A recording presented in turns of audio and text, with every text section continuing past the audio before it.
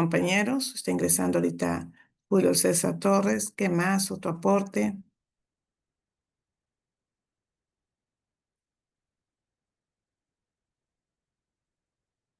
Podemos pasar todo un semestre hablando de lo que es la epidemiología, ¿no? Entonces, ¿usted me puede decir cuál es la última pandemia que hemos te presentado? La última pandemia que hemos tenido acá a nivel mundial, porque llamamos pandemia cuando una enfermedad pasa fronteras, ¿no? Entonces decimos que estamos frente a una pandemia. ¿Qué pandemia conocen ustedes que hemos presentado actualmente?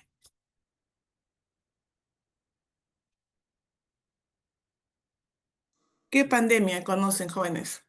Del COVID-19. COVID-19, creo. COVID-19, perfecto, ¿no? Creo que eso nunca se van a olvidar ustedes cuando ya sean ustedes muy, muy mayores, sean ya personas muy adultas, van a acordar, van a decir, en esa época, el 2019 al 2020, pues tuvimos una pandemia en la que estuvimos todos ¿en qué? En cuarentena, ¿no?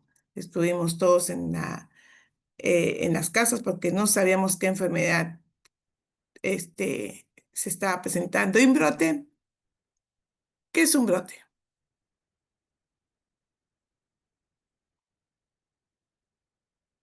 Es cuando hay un incremento en este caso de la enfermedad, ¿no? Que sea, puede ser, el brote puede ser, por ejemplo, el incremento de casos, ¿no? Y se cataloga como un brote.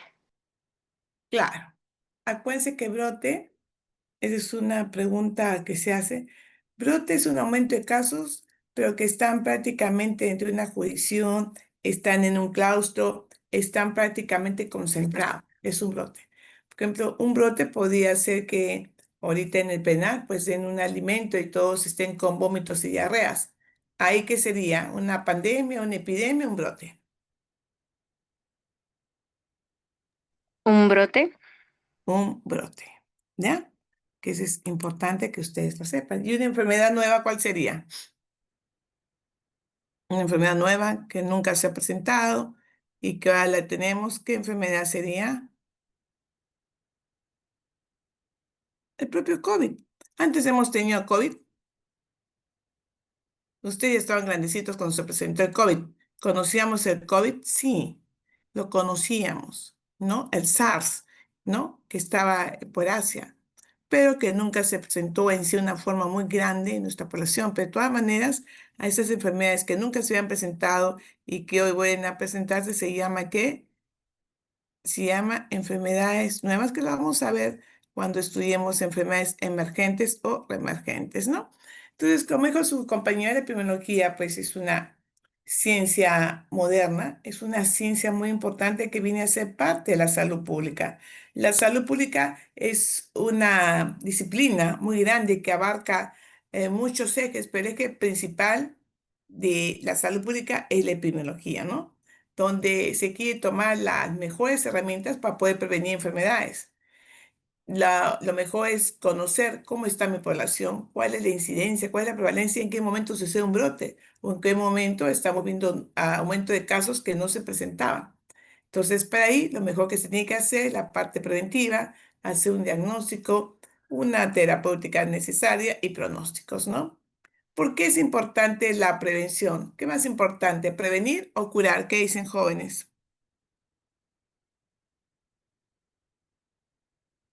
¿Qué más importante, prevenir o curar?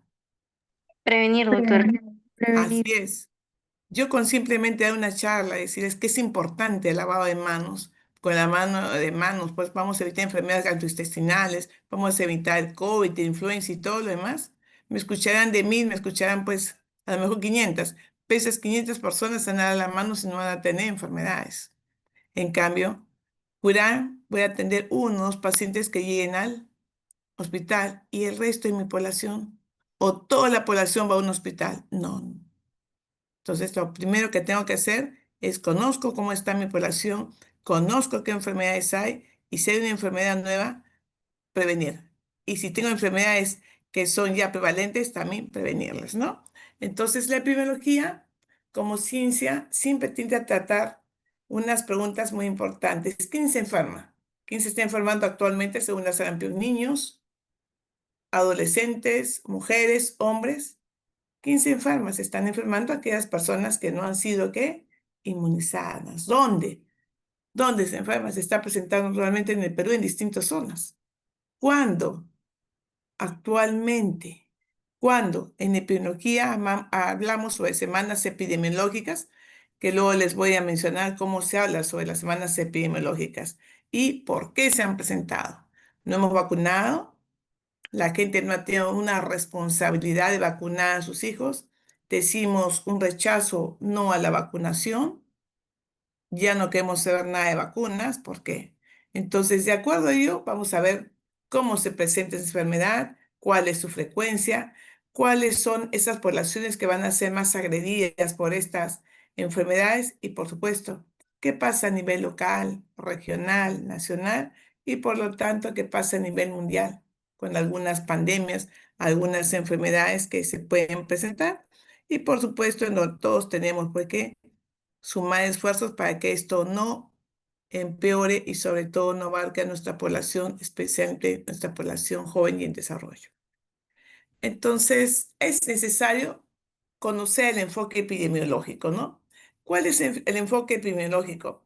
Queremos ver cómo se han presentado estas enfermedades y cómo se han ido erradicando, viendo, ¿no? Que a través de la historia, a través de los años, estas enfermedades han sido pues eliminadas. Generalmente la gente moría más por la viruela, ¿no? Por la peste. La gente padecía de poliomielitis, pero hoy en día pues ya no hay viruela, la poliomielitis está controlada y lamentablemente la eliminación de la sarampión no está controlada. No solamente los casos de sarampión que se presentan hoy en el Perú, solamente es a nivel del Perú, no, porque están presentándose en México, en Europa, los casos de sarampión están aumentando y ver cómo se distribuye esta población, generalmente en población infantil, en población adulta. Por lo tanto, estas enfermedades, estamos hablando de enfermedades infecciosas, están pasando, ahora puesto brotes nomás, están pasando a dejar atrás y conocer las enfermedades crónicas. Hoy la gente, ¿por qué se muere la gente? Por una varicela, se muere por una viruela, se muere por una poliomielitis, se muere por hepatitis, se muere por tétanos o se muere por cáncer. ¿Qué dicen, jóvenes?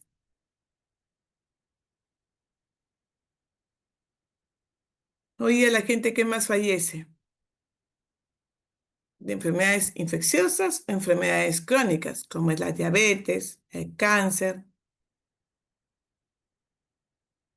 ¿De qué mueren más las personas? Jóvenes, ¿sabes? Están ahí, no estamos conversando, estamos viendo. ¿De qué mueren más? Cáncer. De enfermedades crónicas, ¿no? ¿Cómo está la diabetes? De hipertensión, enfermedades cardiovasculares, ¿no? Entonces, es lo que llamamos la transición demográfica, la transición epidemiológica, en los cuales ustedes han visto en la mañana. Tenemos un hermano, dos hermanos, tres hermanos, pero antes la gente tenía 15 hijos, 12 hijos, 10 hijos. Ahora la natalidad ha disminuido, la mortalidad está aumentando, eso es lo que son enfermedades crónicas, ¿no? Insuficiencias renales, hipertensión arterial, ¿no? La fecundidad ha disminuido, porque antes tenían uno, dos, tres hijos, ahora tienen uno. Y el crecimiento natural de las poblaciones, ¿no? Están polarizándose. De todas maneras, por más de que están disminuyendo en natalidad, pues vienen otros pobladores como son estos migrantes en los cuales se están produciendo más personas y estamos creciendo nuestra población peruana. Y para ello es importante ver que este grupo de padecimientos crónicos degenerativos van a presentar siempre en la persona una discapacidad, ¿no? Una discapacidad, ya sea porque le amputaron una pierna porque estaba diabético, tuvo una retinopatía y por tal quedó ciego, esta enfermedad del riñón y hay que hacerle diálisis, estar con su cáncer, hay que hacerle quimioterapia, tuvo un cáncer que apuntarle pues una mama, ¿no? Miren cómo va estos procesos crónicos degenerativos que van a producir discapacidad en la persona, sin dejar al lado lo que hoy día tenemos, Hoy día, ¿qué presentamos? Otra, se puede decir, brote que tenemos es la violencia, ¿no? La violencia, esos conductos, esas conductas y estilos de vida que tiene una persona. Pues no me gustas, me cae mal su balazo. No me tienes dinero, su balazo. Entonces, todo eso también tiene que ver mucho con la epidemiología, ¿no? Porque todos tenemos que mejorar nuestro estilo de vida, tener un establecimiento de salud que prevé prevención y sobre todo determinar cómo está la salud pública para predominar un análisis epidemiológico, es decir, ojo, la gente se está muriendo no tanto por niños, por enfermedades inmunoprevenibles, sino se está muriendo la gente por enfermedades como cáncer al pulmón. Porque la gente, por más que diga no fume, la gente sigue consumiendo vape, sigue consumiendo cigarro y todo lo demás. ¿Qué opinan de eso?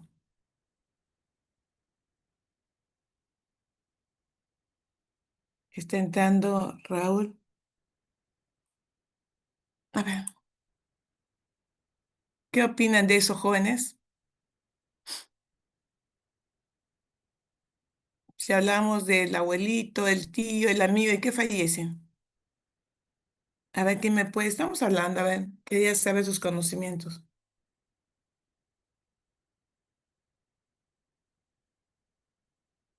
Ya que están tan calladitos, preguntaré.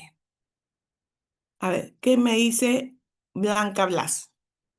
Blanca,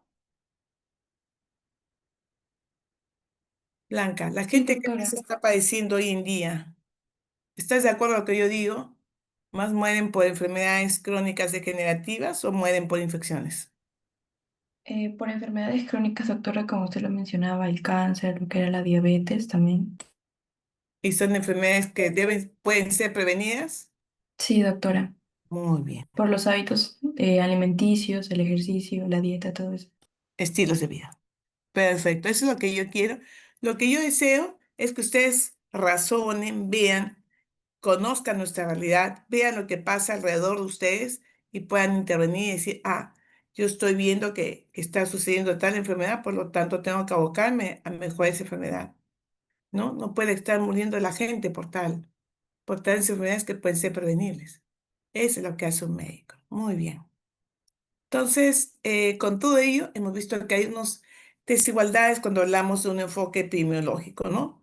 Ya que hablamos de cómo enfrentar estos nuevos retos de la epidemiología y más que todo viendo un análisis en relación a lo que antes sea la salud pública, cómo está actualmente la salud pública y cómo se va a dar. Es igual que hoy día, cómo vamos antes como en la epidemiología y como ciencia nueva, qué va a pasar. Entonces, como ciencia nueva de la epidemiología, también se hace uso de qué la información, de las redes sociales, de las redes y otro tipo de redes, con software y otros, en los cuales que inclusive hasta la inteligencia artificial ayuda a ver cómo podemos mejorar nuestro análisis situacional de salud y por ende hacer una gestión, ¿no? Que refleje unas buenas políticas para mejorar la realidad de salud de esta población.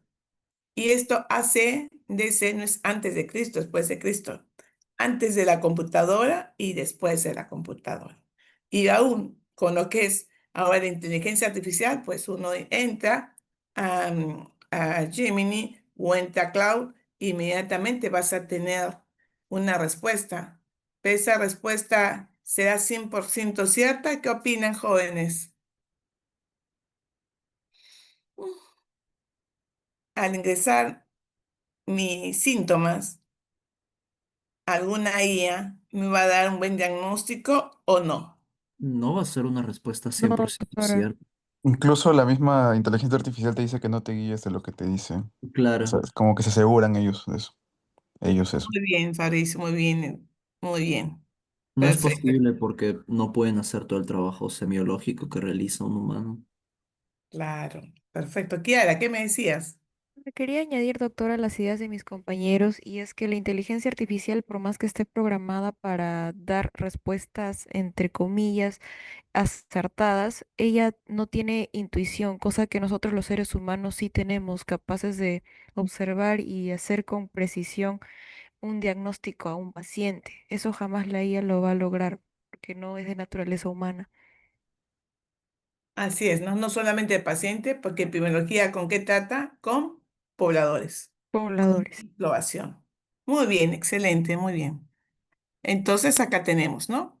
Lo que hablamos de vigilancia epidemiológica, hablamos de papeles, boletines, y se hace realmente a nivel de semanas, de meses, y son datos locales o institucionales cuando hacemos algún reporte o un boletín. La vigilancia moderna, pues ya emplea historias clínicas electrónicas, ¿no? Sistemas electrónicos, y se hace inclusive cada día, podemos hacer a nivel nacional una integración electrónica para ver qué está sucediendo.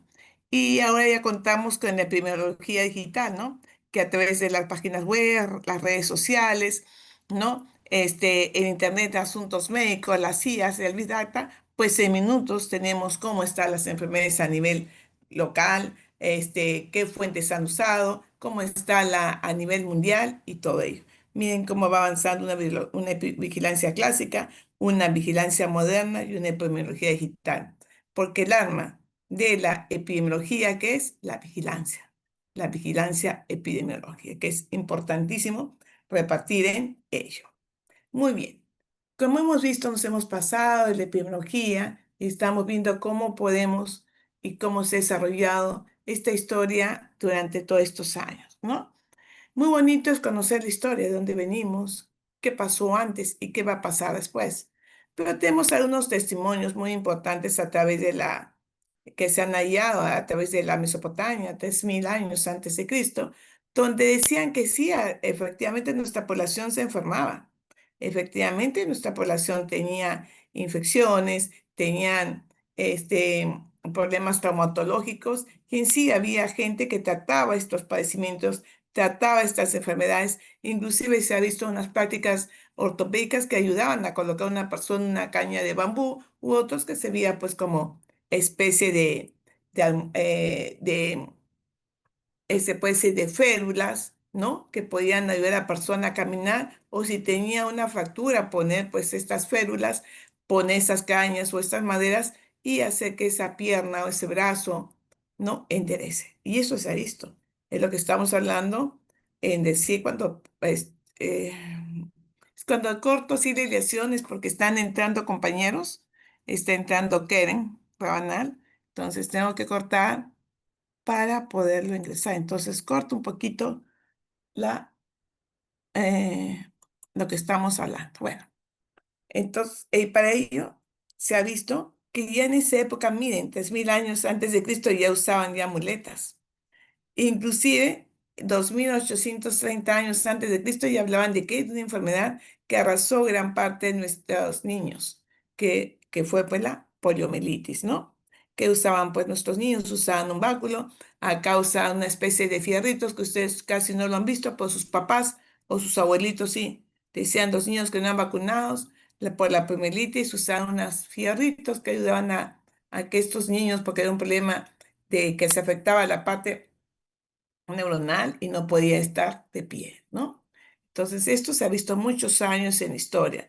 Inclusive, se habla que en las escrituras, tanto los papiros que han dejado, tanto los papiros de Smith, ¿no? Y Devers habla ya la relación que habían escrito que habían personas que morían por la malaria, ¿no? Por problemas ginecológicos, por problemas oftalmológicos, inclusive habla más que todo sobre unas enfermedades, ¿no? Unas enfermedades que han sido redactadas, por ejemplo, como dicen que Inhotep decían que era un médico astrólogo, que era un principal médico de la medicina egipcia, y se encontró uno escrito en unos papiros que son pues años que tienen sus papiros. El más antiguo fue de Edwin Smith, donde ella hablaba de un conjuro rápido y mágico de la pestilencia. Cuando hablan de la pestilencia se refieren a qué? A la malaria. Cuando hay acúmulo de agua, ¿qué pasa cuando hay acúmulo de agua? ¿Quién crece ahí? Zancuditos, mosquitos. Y los mosquitos, los anófeles, los aedes que llevan enfermedades metancénicas, ¿como cuál? Como la malaria, ¿no? Entonces, ella decía que a consecuencia de esas aguas pestilentas que están estancadas, pues moría la gente. Pero él prácticamente estaba infiriéndose que producto de ello salían mosquitos, y esos mosquitos era que producía la muerte a las personas, ¿no? Y no solamente nos referimos Bueno, según Imhotep y según la medicina china. La medicina china también hablaba de que, por supuesto, ellos habían sufrido mucho, habían tenido un padecimiento de la viruela y cómo podían hacer algunos métodos de prevención contra la viruela, ¿no? Y para ello vemos que son las escrituras, sus grabados que han tenido y han dejado grandes anotaciones para decir que sí, la gente en esa época se ocupaba de sus enfermedades, describía sus síntomas y sobre todo mencionaba cuál era el mejor tratamiento para poder pues mejorar esa enfermedad. Así tenemos de que hace 3000 años teníamos una diosa llamada la diosa de la peste, ¿no? Quien con sus conjuros hacía pues, que la gente muera, grandes poblaciones, fallezca por la poliomielitis, por la viruela, por la lepra. Y dicen, y se han visto, que inclusive en la Biblia, el Talmud y el Corán hablan a lo largo de la historia sobre enfermedades infectocontagiosas y te decían cómo prevenir. Inclusive recomendaban desde esa época lavarse las manos, ¿no? Mejorar los alimentos, ¿no? El aislamiento de enfermos. Inclusive hablaban de mejor esas personas que morían por la peste o enfermedades, pues cremarlas. Miren de qué época estamos hablando, ¿no? Y hoy en día, pues, hacemos prácticamente lo mismo, ¿no? Inclusive ya hablaron en 1500 años antes de Cristo sobre la higiene, el código de la higiene que era lavarse las manos. Hay una frase que dice, la historia de un testimonio de los tiempos, la antorcha de la verdad, la vida de la memoria, el maestro de la vida, el mensajero de la antigüedad, Cicerón. Hablaban de un dios de los romanos, un dios de la medicina, que era Asclepio o Esculapio. Yo me pregunto y digo, ¿conocieron algo de Esculapio? Esculapio pues dice que nació en Piaduro y que fue hijo pues de Apolo y de Coronis y que luego se casó con Nepiona y tuvieron sus hijos. Uno de sus hijos se llamaba Higia, que hablaba de la higiene, la otra se llamaba Panequia, hablaba sobre que era farmacéutica, el otro se llamaba Egle, que era partera, y la última tenía el nombre de Lazo, que era enfermera. Miren de qué época ahí hablamos, de Esculapio. Inclusive refieren de que en esa época, 293 años antes de Cristo, pues hubieron grandes tragedias, entre ellas grandes epidemias.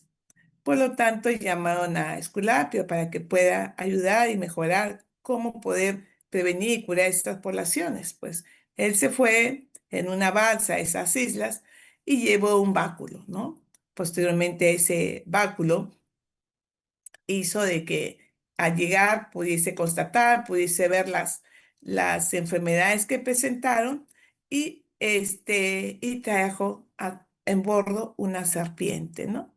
Entonces, a consecuencia de ellos, ella que salvó una gran población, el pueblo en una proa, siempre tuvo a Esculapio y una serpiente, ¿no? ¿Por qué de serpiente? Porque la serpiente rejuvenece, ¿no? La serpiente muda, su piel siempre está rejuvenecida. ¿Y por qué el báculo? Porque se dice que es un símbolo de la medicina, ¿no? Aquellos que tenían un báculo, pues se consideraban de que eran médicos. A consecuencia de ello, señores, ¿cuál es el símbolo de la medicina? ¿El de arriba o el de abajo? Los dos tienen báculo, los dos tienen serpientes. ¿Cuál es el símbolo de la medicina? A ver, jóvenes. El de arriba, ¿El de arriba? sí. Seguro. A ver, otra persona. ¿Los dos? ¿Cuál? ¿Cuál? ¿Los dos podrían ser? ¿Podrían? No, ya les dije que hay una variable dicotómica. ¿Está vivo o está muerto? ¿Es o no es? ¿Cuál es? El de abajo, creo. El de Sí, el de abajo. abajo, doctora. Camila dice el de abajo. ¿Quién dice el de arriba?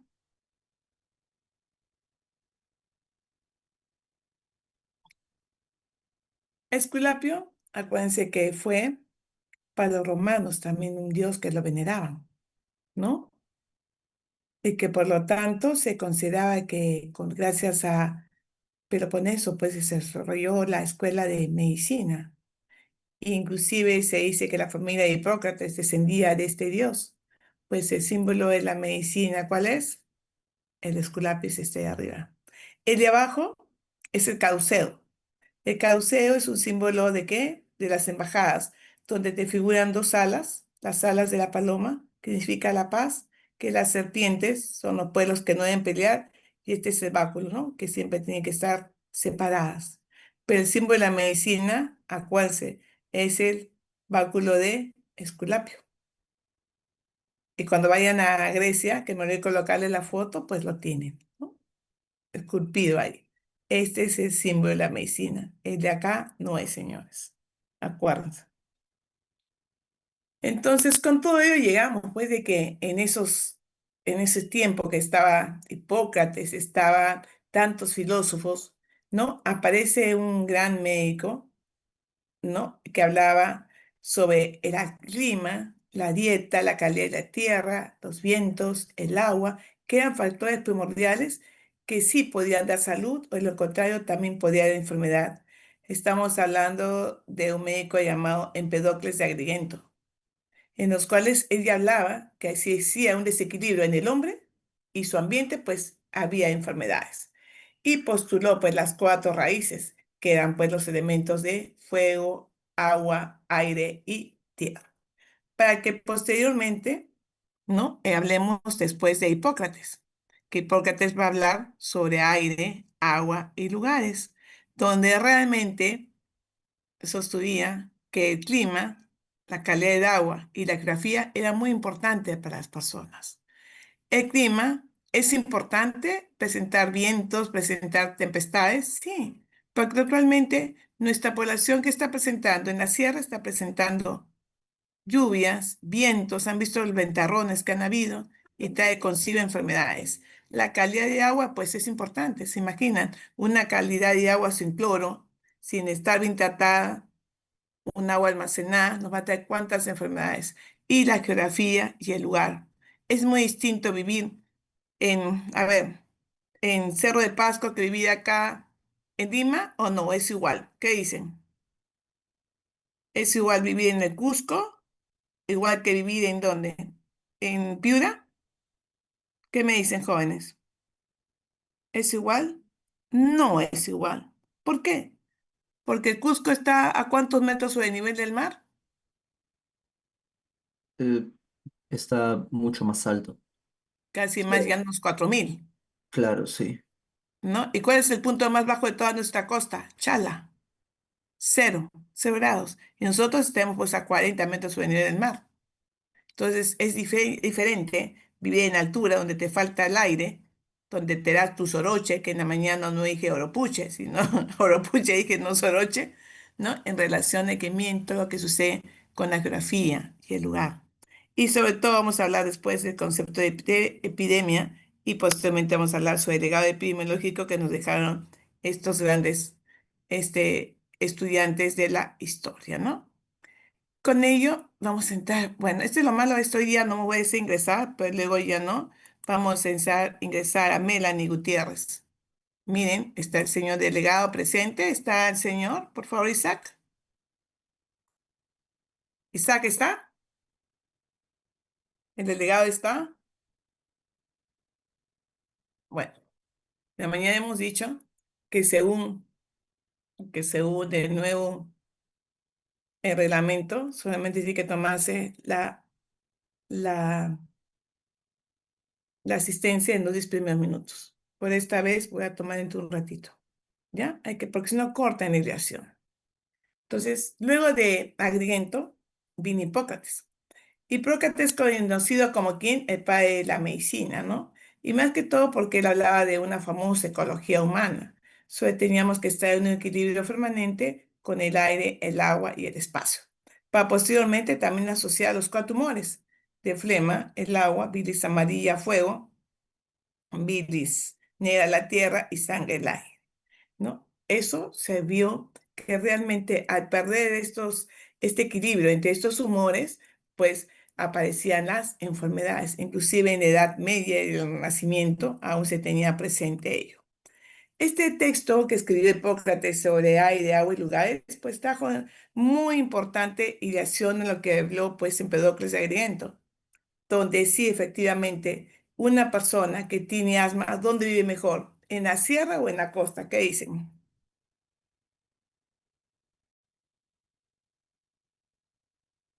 Ay, chicos, En la estamos sierra. En en la la, En la sierra. sierra. sí, en la La sierra. sierra, ¿no? Te dicen, estás mal, vas a Arequipa, vas a Junín, vas a Puno, mejora, ¿no?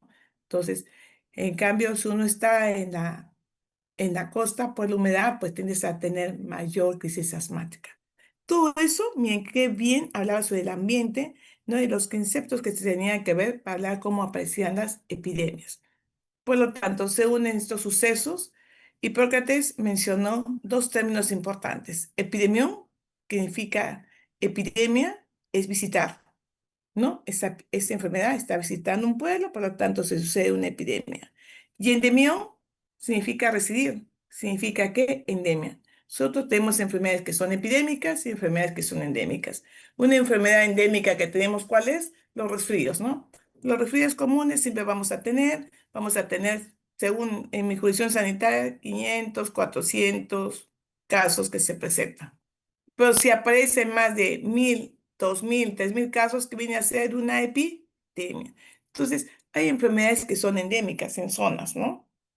Y hay otras enfermedades que con un solo caso puede producir una epidemia. Ese es el propósito de la epidemiología, ¿no? Ver cómo aparecen esas enfermedades y cuál es la multicausalidad en las cuales aparecen ellas. Por lo tanto, la epidemiología es una parte muy importante de la salud pública y es una medicina preventiva. Y si vemos sus raíces griegas, ¿qué decimos? Epi, sobre. Demos, pueblo. Logos, tratado. Por lo tanto, epidemiología simplemente sería que el tratado sobre las enfermedades del pueblo. Pero yo me puedo pasar todo el semestre hablando sobre que la epidemiología es una ciencia, por lo tanto, al ser ciencia, vamos a ver cómo se distribuyen esas enfermedades, cuál es su frecuencia, qué tienen que ver los determinantes, y por último, tengo que observar, analizar, interpretar y experimentar. Por lo tanto, la epidemiología es una herramienta básica para lo que es la investigación. Antes no se hablaba de esta terminología de epidemias o epidemiología. El primero que usó el término epidemiología en su libro, que lo publicó, fue Quinto Tiberio, en el año 1598. Nunca hablábamos antes de la epidemiología. Por eso se dice que es una ciencia nueva, ¿no? En aquella época hablaron mucho sobre aire, agua y lugares. Por lo tanto, incluyeron ahí el término de epidemia y endemia, ¿no? En los cuales que recién en el año 1606 ya fueron incorporados en la parte de la medicina.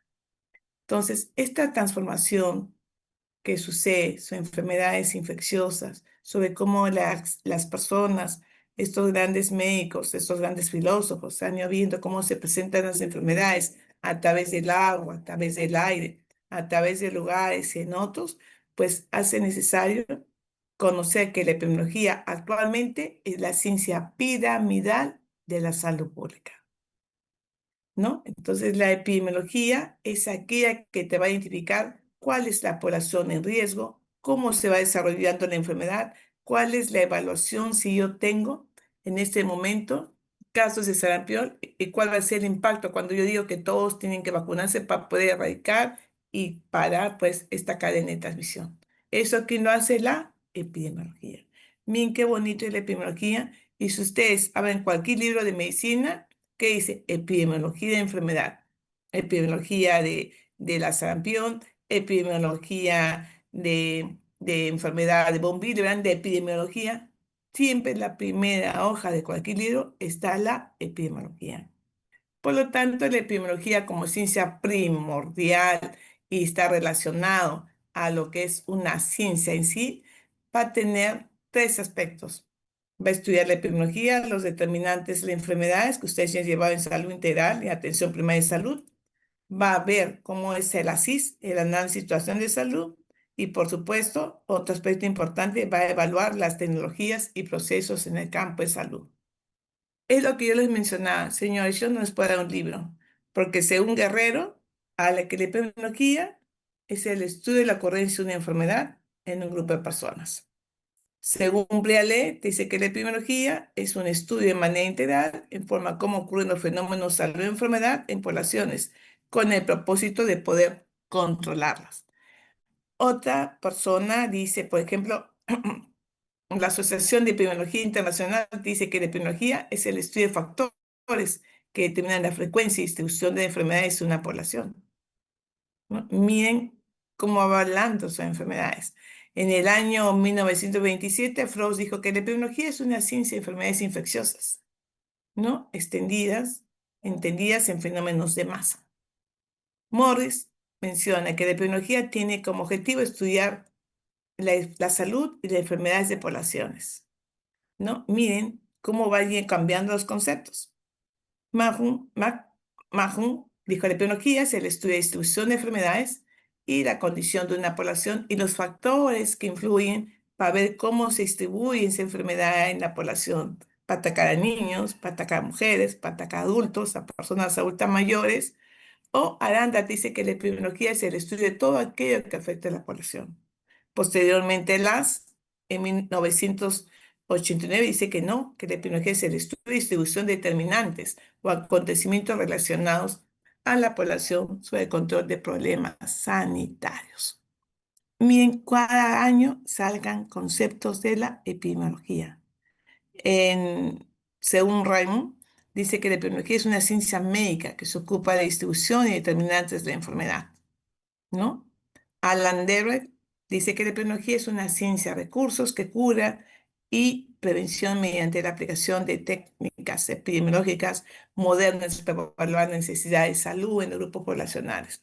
Si ustedes se ven, todos están relacionados al estudio de las enfermedades, todos están relacionados a la frecuencia de distribución, todos están relacionados a ver la parte preventiva y todos están relacionados para ver cómo tratamos y curamos a nuestra población. Hasta la OMS dijo un concepto de epidemiología, ¿no? Que lo pueden ver. La epidemiología, pues, tiene que ver mucho con la distribución, los determinantes de estado, diversos métodos para guiar las investigaciones epidemiológicas y acá hay algo muy importante, de la vigilancia y estudios descriptivos para ver y analizar la distribución y estudios analíticos para analizar los factores determinantes. Acá ya hablamos sobre 2 puntos que vamos a tratar en todas estas 16 semanas. Vamos a ver sobre estudios de epidemiología, que son los estudios descriptivos y los estudios analíticos y los estudios experimentales. Generalmente la epidemiología se basa en 2 grandes estudios. Principalmente ustedes van a hablar mucho sobre estos estudios descriptivos para posteriormente, a través de una hipótesis, van a corroborar si lo que dicen está asociado o no, y eso se va a llamar un estudio analítico. La epidemiología es la parte de la medicina que se dedica a estudios de determinantes, predicciones y control de factores relacionados a la salud y enfermedad en relación, pues, al medio. ¿Quién dijo eso? La doctora Rocío Guillén, que también está en Indecopy. O sea, todos hablan sobre un concepto de epidemiología. Según Moreno Altamirano, define la epidemiología clínica, ¿no? La aplicación de principios, métodos epidemiológicos y a los problemas de medicina clínica, ¿no? Y habla directamente, ya no está hablando de poblaciones, está hablando de, efectivamente, a la literatura médica en relación con cómo trata en la parte clínica, ¿no? Ya se están viendo y estamos ya sacando algunas ramitas de la epidemiología. Según ello, también hablamos de la transformación de la epidemiología. Acuérdense que la epidemiología como ciencia como ciencia joven ha ido cambiando, pero más que todo como ciencia joven, que Clifton en el año 1928 ya desarrolla una disciplina epidemiológica. Dice que se encuentra todavía en la infancia y que por lo tanto estaba necesario tener buena literatura para que ver cómo vemos este panorama completo, que en todas las enfermedades siempre van a encontrar ustedes la epidemiología de la enfermedad. Por lo tanto, según el enfoque epidemiológico, la epidemiología es el estudio de la frecuencia y distribución de eventos de salud, de sus determinantes y más que todo, como les dije al comienzo, la prevención y control de problemas de salud. Yo tengo que prevenir y por supuesto, si vemos que hay una gran incidencia de casos de sarampión que tengo, controlar. ¿Cómo controlo ese problema? Vacunando, separando, aislando. Si tengo un paciente que está con sarampión, tengo que aislarlo, ¿no? Y sobre todo ver dónde y cuándo se contagió, cuál fue el caso índice, cuál fue el conglomerado, cómo se está distribuyendo y a quiénes está afectando la enfermedad. Todo eso son terminología que ustedes la van a conocer y la van a aplicar en toda su época de medicina. Para ello también estudiaron ciertos paradigmas, ¿no? Dentro de los paradigmas tenemos el paradigma miasmático. Mucho se habla de las miasmas. Cuando hablan de las miasmas, hablan de esos olores, esas emanaciones hediondas. Decían que la enfermedad venía porque presentaban esas emanaciones hediondas y debido a un mal control, pues, de un saneamiento, venían las enfermedades. Y vemos hoy en día eso.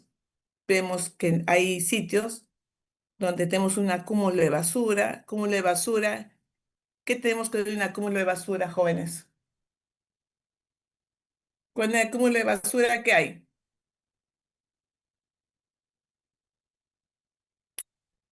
A ver, con el acúmulo de basura, ¿qué hay, señores? ¿Ratas o no? ¿Qué dicen? Hay moscas, hay ratas, ¿qué más hay?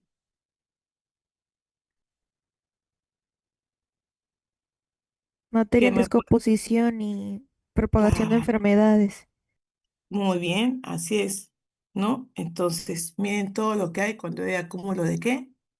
De basura, ¿no? Entonces, Ah, es doctora, muy... disculpa. Dígame, doctor. De hecho, es muy común en zonas donde se aglomera un montón de basura el hecho de que se presenten enfermedades metaxénicas Ujú. ¿Por qué se presentan enfermedades metancénicas? por la presencia de estos mismos vectores que se acumulan por ahí, por estar ahí, la basura, ¿En qué parte de la basura se reproduce? en los alimentos probablemente. No, no. Se reproduce, está bien, algunos, pero la mayoría y la gran parte, en una chapita de gaseosa que ustedes ven que la tiran, ahí se han encontrado huevos de Aedes. Donde hay basura, está acumulada, ahí la acomoda, no, llueve, se moja. Y en esas agüitas que han quedado, nacen pues los famosos anófeles, Aedes, y son los que a lo mejor pasa una persona que ha tenido dengue, le pica a ese Aedes y uno pasa por ahí y te pica tu zancudito y ya tienes tu dengue. Ahí nacen. Perfecto lo que ha hecho su compañero, pues acúmulo de basura donde realmente se localiza también agüita. Se almacena inclusive en un plato viejo, en una llanta, ahí están ellos. Muy bien, entonces es importante ver pues estas emanaciones hediondas. Otro paradigma importante también es a consecuencia de el paradigma microbiano. Con el tiempo decían, ya, tú vas a tener enfermedad porque tienes tu microbio. Entonces, ¿cómo hago que te sanes cuando interrumpo, ¿no? Esta cadena de transmisión por el microbio. ¿Hablaban de qué? Hablaban en esa época de la tuberculosis. Hablaban también de lo que en la mañana estuvimos hablando mucho sobre la gripe española. Entonces la gente comenzó a decir, ¿cómo corto? Cuando me alejo, cuando uso mis mascarillas, cuando me lavo las manos, puedo cortar esta cadena de transmisión de ese paradigma microbiano. Y a través de ese paradigma nos remontamos a la época antigua, donde inclusive el hombre lucha con poder mejorar y satisfacer sus necesidades mejorando su salud. Entonces, en las batallas que se producían era más que todo conservar, ¿no? Conservar la vida de las personas. Si en el Imperio Romano comenzaban a hacer, pues, cómo poder mejorar la limpieza de las calles, la distribución del agua, ya comenzaban a hacer acueductos, mejorar fuente de distribución de agua, ¿no? Inclusive ya comenzaron a usar el agua para beber y otros para los baños públicos, ¿no? Miren, con el tiempo ya estamos hablando ya sobre saneamiento. Y llega la etapa auroral. En etapa auroral, pues tenemos a grandes médicos que ustedes han visto, a grandes personajes como Hipócrates, que es el padre de qué? ¿El padre de qué, señores? De la medicina. Cuando Doctora, ustedes... disculpe, Dígame, doctor. lo siento por interrumpirle, más bien, una compañera me dijo que está en sala de espera, si es que se podría aceptar, por favor.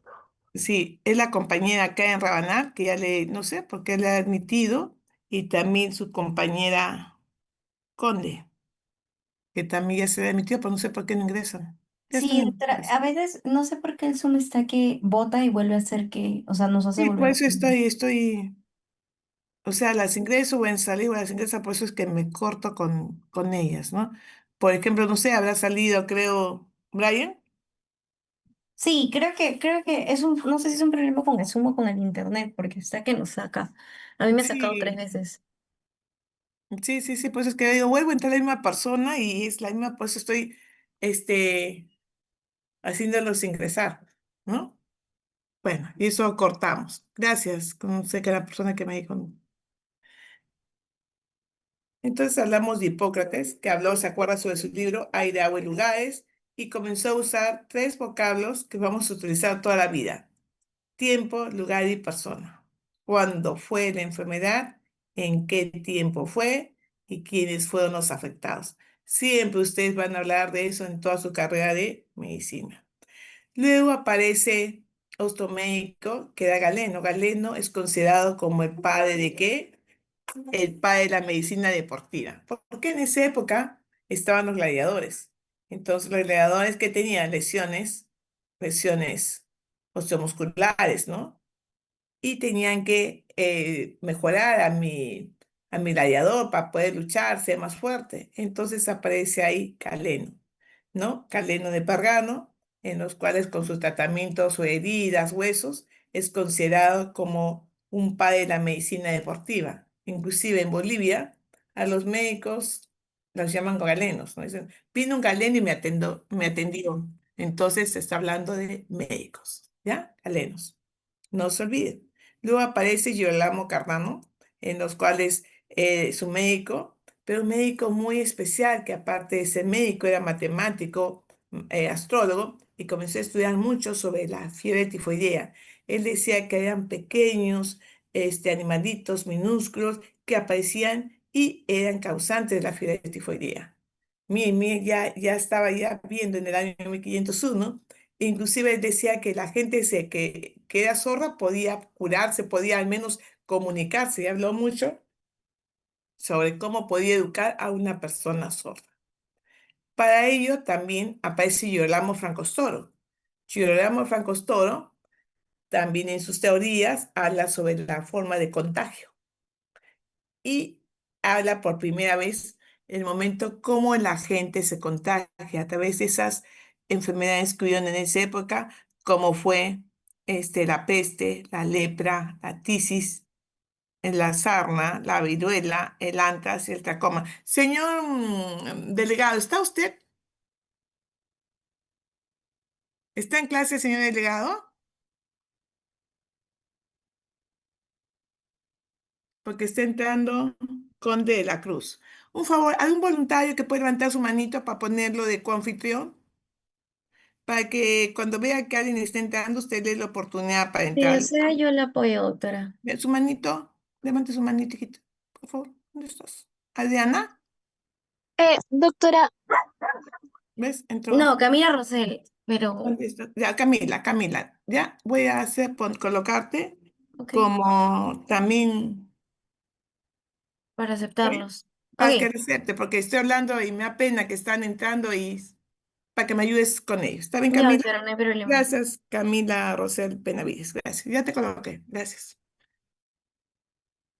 Entonces, Girolamo Francostoro, que comenzó a hablar mucho sobre la viruela, ¿no? La peste, la tisis. Cuando habla de la tisis, ¿de qué se refiere? cuando habla sobre la tisis. A ver, jóvenes, porque a lo mejor hablo de la tisis y ustedes no saben qué es la tisis. ¿Qué es la tisis, señores? Todavía estamos estudiando, pueden saber qué es la tisis. La tuberculosis. Muy bien, ¿no? En esa época hablaban sobre la tisis, ¿no? Cuando hablaban de una tuberculosis pulmonar, ¿no? Que viene inclusive de sus raíces griegas de tiris, que era consumir, desgastar, ¿no? Y la tisis generalmente es producida por, ¿por qué es producida la tuberculosis? Por un virus, una bacteria, un protozoario, una rickettsia, un hongo. ¿Por qué es producida Bacteria. la... Una bacteria, Muy bien, ¿no? por Entonces, Mycobacterium. así me corté. Entonces ya hablaba sobre sobre la tisis, la rabia, la viruela, y sobre sus observaciones comenzó a ver cómo la gente se contagiaba. Por eso Franco Storo, Girolamo Franco Storo es conocido como el padre de la epidemiología científica, porque inclusive narró mucho sobre lo que hoy en día conocemos como la sífilis. ¿Tenemos sífilis en el Perú? ¿Qué dicen? ¿Hay sífilis o no? Sí, doctora. ¿Actualmente hay sífilis? Sí hay sífilis, señores. Sí, justo hay Sí, doctor. una epidemia actualmente de, si no me equivoco, sífilis y una ETS más. Así es. ¿Tenemos sífilis? Me dirán, no, sí, pues tenemos sífilis, ¿ya? Inclusive el tratamiento es completamente gratuito. Y en el centro de salud, a través de la estrategia sanitaria de salud sexual y reproductiva, pues curamos lo que es la sífilis. Entonces, miren que qué época estamos hablando, ¿ah? De 1478 y hoy ya seguimos hablando sobre la sífilis, ¿no? Algo increíble, algo que está pasando, pero que realmente creo que todo vuelve hoy en día, no seguimos con lo mismo. Luego, Franco Storo, pues, comenzó a hablar sobre a través que por contacto directo, pues, uno puede tener rabia, la lepra, a través de fomites, que si yo cojo un lapicero, algo que haya cogido un enfermo me voy a contagiar. Comenzó a hablar mucho sobre los miasmas, ¿no? También por el aire, porque si yo toso y tengo tuberculosis, voy a contagiar a la otra persona. Y prácticamente comenzó ya a buscar cuál es la causa de las epidemias. Muy importante lo que da Franco Storo en su concepto de enfermedad y contagio. Aparece después Gabriele Fallopius, en los cuales habla mucho sobre la medicina preventiva, ¿no?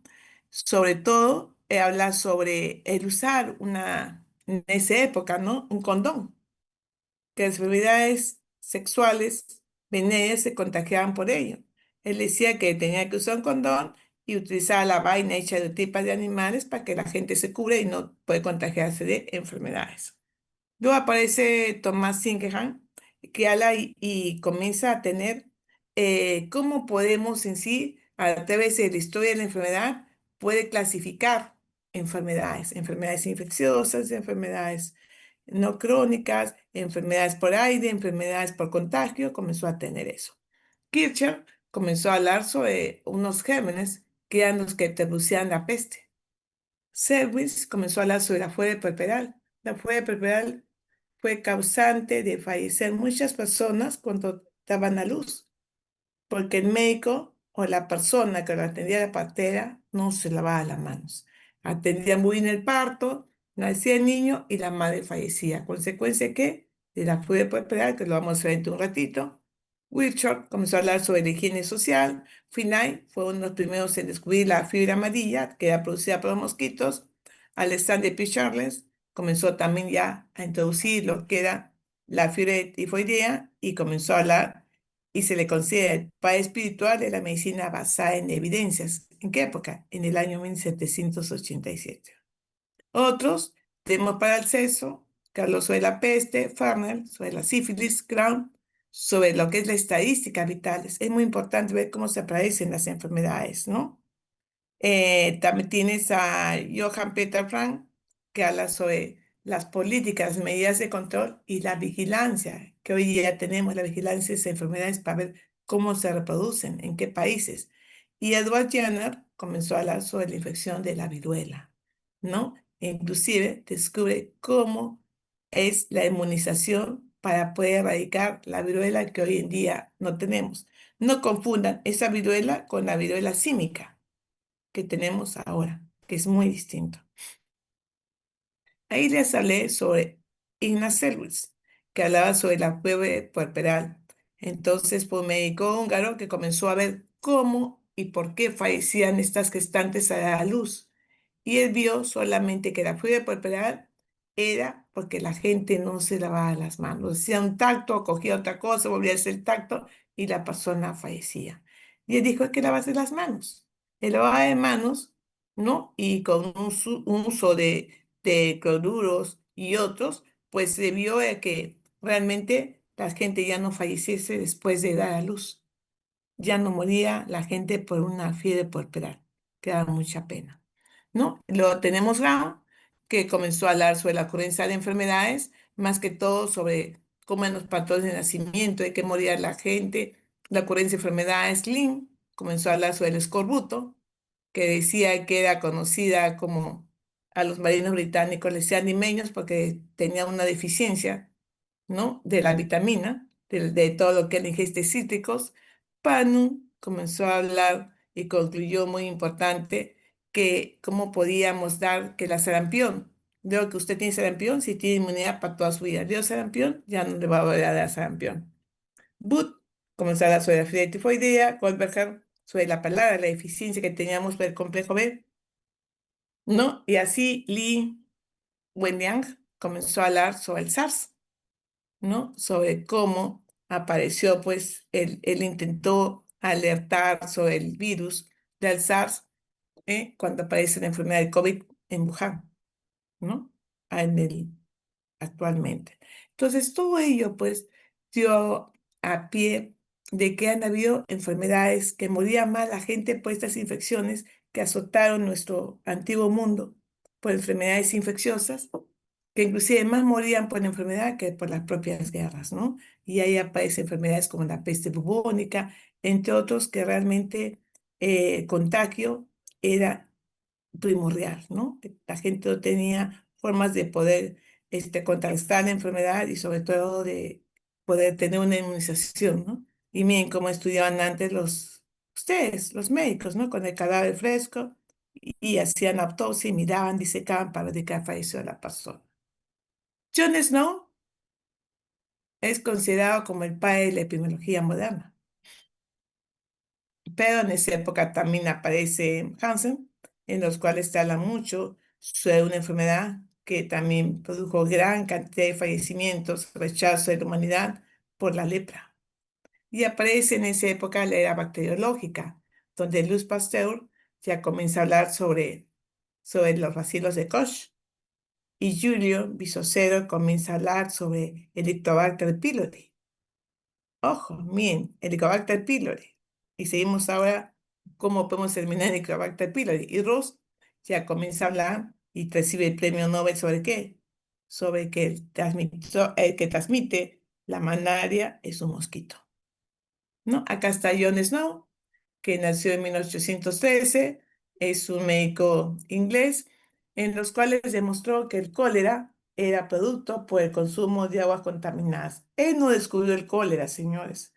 Él estuvo como médico investigador, decir, ¿qué pasa? ¿Por qué la gente muere? Con vómitos, diarreas, ¿no? Y vio que la gente que consumía agua de este pozo eran los que morían, los que consumían agua del otro pozo, no. Prácticamente estaba haciendo un estudio de casos y controles.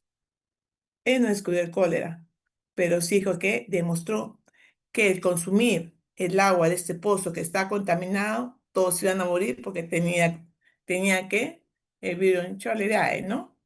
Tenían cólera. Y por eso le considera a John Snow el padre de la epidemiología moderna. Posteriormente, Cosme Bueno, en el año 1771, un médico español, llega a Lima y sobre todo se gradúa en la Escuela de San Marcos. Y de esta manera, pues en esa época estaba el Hospital San Bartolomé y de San Pedro, que actualmente antes de San Bartolomé, cuando es el Hospital Santo Bartolomé, ¿no? Que hasta ahora existe, comenzaban a estudiar e impulsar lo que era la medicina clínica, ¿no? Él demostró y desató que la viruela podía curarse a través de una inoculación. ¿A través de qué? De las vacunas. Inclusive él decía que tenía que vacunarse y dicen que inclusive se anticipó a lo que dijo Jenner sobre lo que era la viruela, ¿no? Entonces, él tuvo muchos nombramientos a través de la Academia de como miembro de la Academia Médica de Madrid, que lo consideraban pues un médico precursor de la medicina clínica y sobre todo para prevenir lo que era la viruela. Posteriormente aparece Hipólito Unanue. Hipólito Unanue, que aparece en 1755, no es un médico, catedrático, peruano, ¿no? Y fundador pues, de la Escuela de San Fernando. Entonces, él comenzó a hablar mucho sobre lo que era la vacunación de la viruela para poder erradicar esta enfermedad. Inclusive, recibe un premio y se le considera a él como Hipólito Unanue como el precursor de la medicina social. En esa época, en el año 1857, aparece Daniel Alcides Carrión, que ustedes ya lo conocen muy bien, ¿no? Que en su sexto año de medicina dejó la carrera para ver qué padecía en Oroya.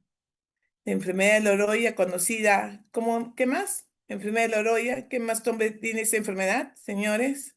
A mí me gusta saber los nombres de enfermedades. La enfermedad de Loroya, enfermedad de Carrión, ¿cuál qué más? La verruga peruana. ¿Qué otro nombre tiene? La Bartonella.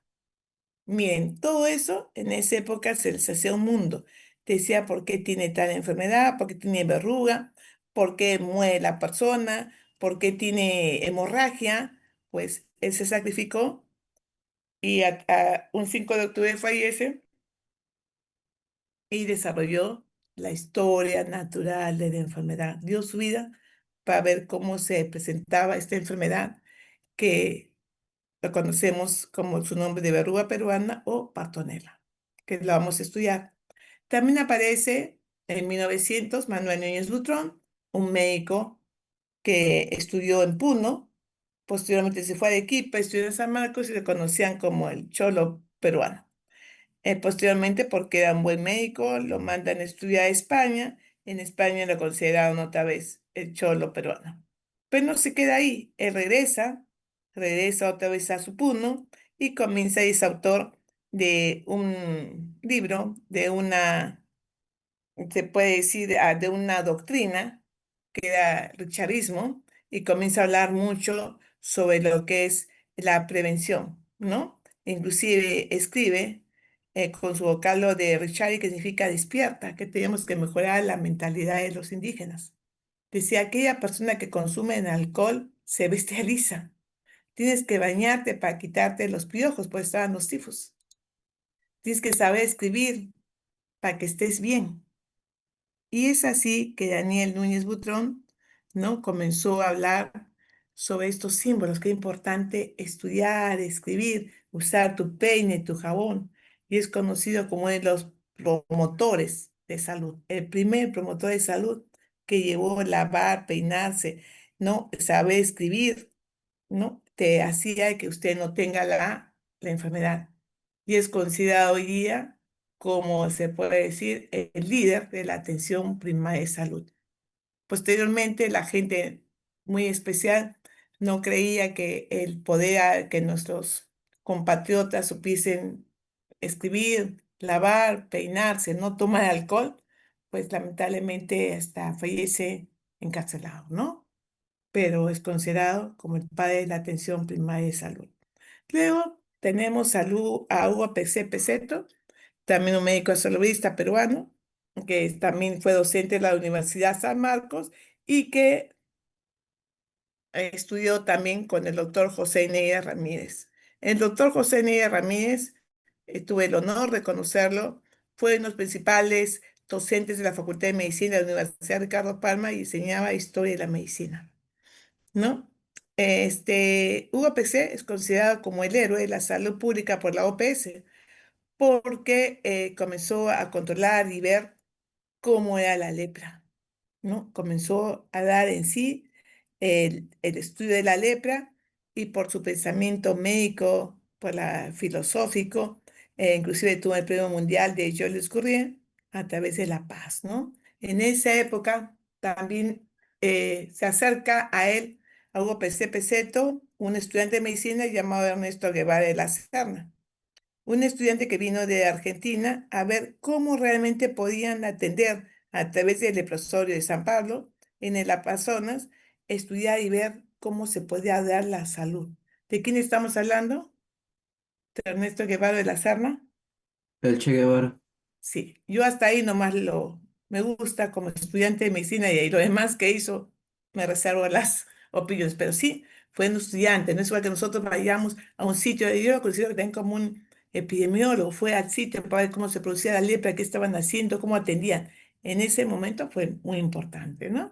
Entonces, ahí tenemos a Hugo P.C. Peseto y acá tenemos al doctor José Miguel Ramírez, a Peño lo fastidiaba, aunque él estudió mucho en Francia. Yo le decía, usted no es nada francés, usted es Chuquibambino, porque también estuvo en Italia, usted es Chuquibambino, nació en Chuquibamba y se cree Chuquibambino italiano, pues usted es un falso italiano. Muy excelente el doctor José Neira, tuve el honor de trabajar con él y escribió mucho las imágenes históricas de la medicina peruana, ¿no? Él habló mucho sobre lo que es la lepra y la tuberculosis y en relación a una publicación que él dijo lo siguiente, acuérdense lo que yo les digo, ese especialista, ese hombre de campo, de sierra, de selva, ese hombre que trepa cordilleras en pos de la tifus, como diría el maestro Pexet, o ingresa a la selva en busca de la fibra amarilla y tiene que vadear ríos, atravesar pantanos, ese hombre decía está siendo cada vez más raro.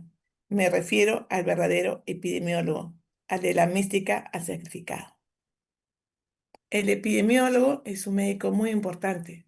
Es igual que una guerra, el que sale primero son los de infantería, son los comandos, y el que sale primero frente al COVID salió los epidemiólogos. El epidemiólogo busca en campo, sale al campo, es decir, dónde, cuándo, cómo se presentó la enfermedad y comienza a ver cuál es el caso índice, cuál es el conglomerado, cómo se va estudiando la enfermedad, ese es el epidemiólogo. Y si tenemos que subir a cordilleras, ir a fronteras, pues uno va a ver qué está pasando ahí, ¿no? Entonces, con todo ello, vemos que también hay muchos médicos que aportaron mucho para los estudios epidemiológicos, como fue Jan Sling, ya les hablé, que estudió sobre el escorbuto, Joseph Goldberg sobre la peladra, y comenzamos a ver lo que es Richard y Dolly Hill, el hábito de fumar y el carcinoma del pulmón, ¿no? Habló también Norton Levin sobre el consumo de tabaco y la importancia que hay que dar para la gente decirle no al tabaco, porque se estudia mucho el carcinoma broncogénico por Ernest Winder, ¿no? Y hoy en día, por más que ponemos una cajetilla, una calavera, la gente ahí sigue fumando. Dice, no, pero no pasa nada, siguen vapeando y no saben que es causante de tener todos estos cánceres al pulmón. Luego tenemos estos estudios como estilos de vida y conductas por Rockingham, por el estrés. Ya hablamos sobre el estrés que uno tiene, que lo estudió Rey y Celsi, y otros como Ochner, que habló sobre el carcinoma del pulmón, Sir Gargrey, que habló sobre las cataratas producidas por la rubiola, William Farr, que habló sobre prácticamente de qué moría la gente, cuáles son las tasas de mortalidad, ¿no? Que fue muy importante ver la prevalencia, la incidencia de las enfermedades.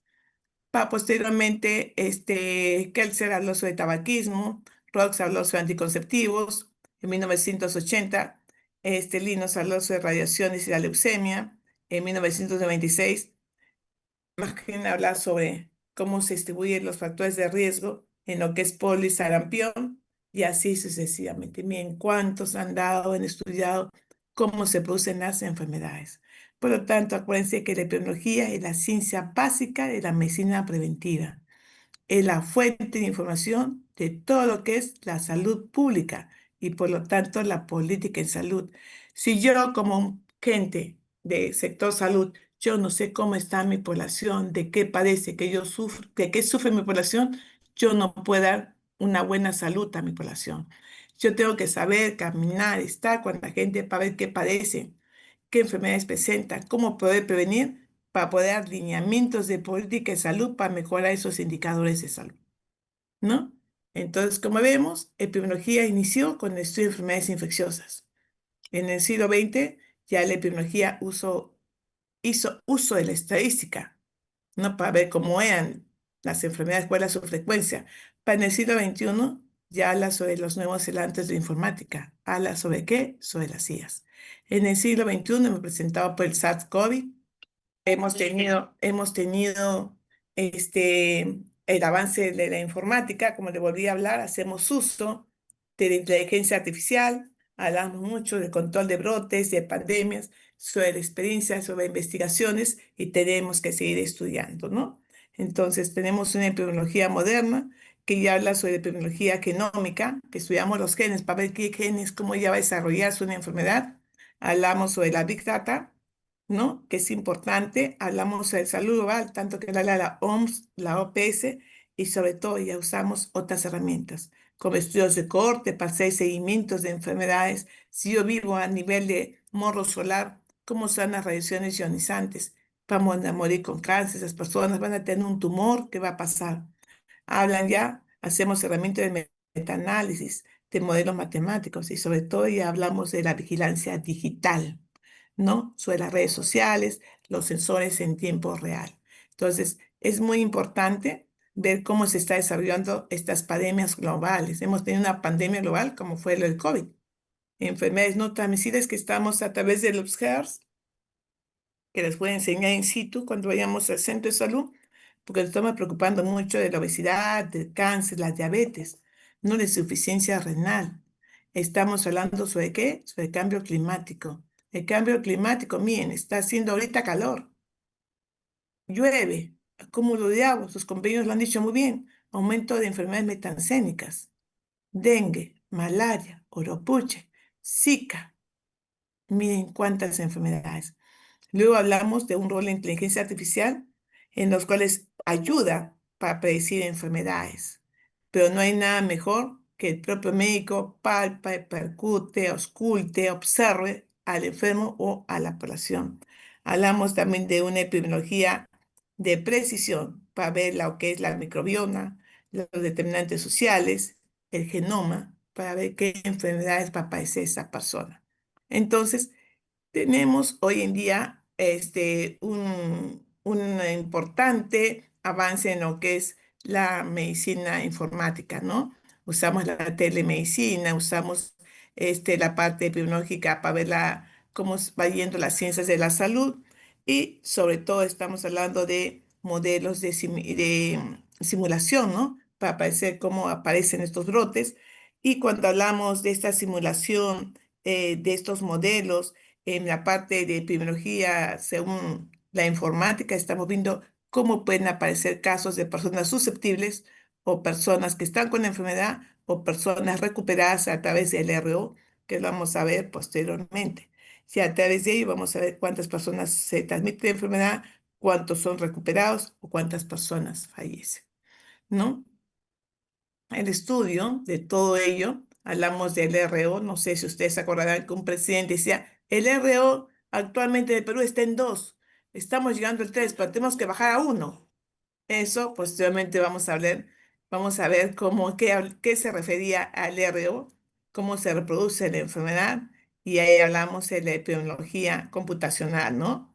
Lo que hablamos del modelo del CIRS básico para ver esta simulación de cómo va aumentando estos casos y sobre todo durante la pandemia COVID-19, pues lo usamos mucho. A consecuencia de ello se cerró colegios, se cerró escuelas, se cerró pues casas, vieron el distanciamiento social que se tenía que tener, distribución de vacunas y eso nos ayudó mucho a la epidemiología informática. Por lo tanto, nosotros tenemos que estar al día con lo que es la Red Nacional de Epidemiología, que es este, este zapatito roto y este búho. ¿Qué significa este zapatito roto, señores? RENACE, Red Nacional de Epidemiología. ¿Qué significa? ¿Se acuerdan lo que dijo el doctor Neira?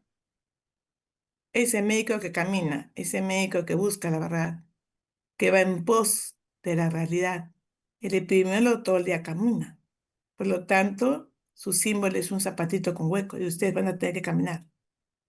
¿Y por qué el búho? ¿Qué piensan del búho, señores? ¿Por qué el símbolo de epimedicina, aparte de ser un zapatito con hueco, es un búho? Porque siempre tiene que estar investigando y estar atento. Ah, muy bien, así es, ¿no? Es importante hacer eso y nunca se olviden de las benditas variedades epidemiológicas. ¿Quién es la persona que está afectado? ¿En qué lugar se afectó? Y el tiempo. ¿Fue en verano? ¿Fue en primavera? ¿Fue a las 8 de la mañana? ¿Fue cuándo? Es importante. Hoy en día, los que desean, los que desean pueden tener una noticia epidemiológica. En la mañana estábamos hablando cuán importante era tener la información actual, ¿no? Inclusive qué enfermedades están padeciendo a nivel nacional, local o regional. En una sola hoja pueden tener una noticia, ponen la fecha, de dónde la han sacado la noticia, hacen un pequeño resumen, dice si es de interés local, no es nacional o internacional, quiénes son los comprometidos, en qué lugar, pongamos Arequipa, tiempo, la semana número 22 que estamos, personas adultas, una conclusión y el nombre del alumno. O sea, tiene una consideración siempre a los alumnos que presentan eso. Eso de poner una sola hoja, ya comenzó la clase, me dice, doctora, he encontrado una noticia, me gustaría leerla. Es una forma de poder interactuar y ser proactivo en el curso. ¿Dónde está mi amiguita que estaba admitiendo? Inclusive hay una persona que quiere entrar y no, Sí, ya la admití, pero no sé por qué no deja unirse. No la deja unirse. y no tiene nombre, no dice usuario Sí, nomás. dale usuario, sí. Sí, que no tiene, no se identifica, ¿qué vamos a hacer? Sí, doctora. Sí, hijita, este es calendario epidemiológico. ¿Se acuerdan que le dije por semanas? Nosotros los epidemiólogos siempre hablamos según la semana epidemiológica. Si estamos en agosto, ¿qué fecha? Día miércoles 26. ¿Qué semana epidemiológica sería? 34. Muy bien. Entonces, según la semana epidemiológica 34, hemos tenido casos aumento de sarampión, han habido accidentes. ¿Qué pasó ahora en el Tíbet? Me pueden tener noticias. Miren cuántas personas han muerto, Dios mío. Esa noticia me la ponen y siempre vamos a hablar de semana epidemiológica. No voy a hacer que sea pregunta de examen.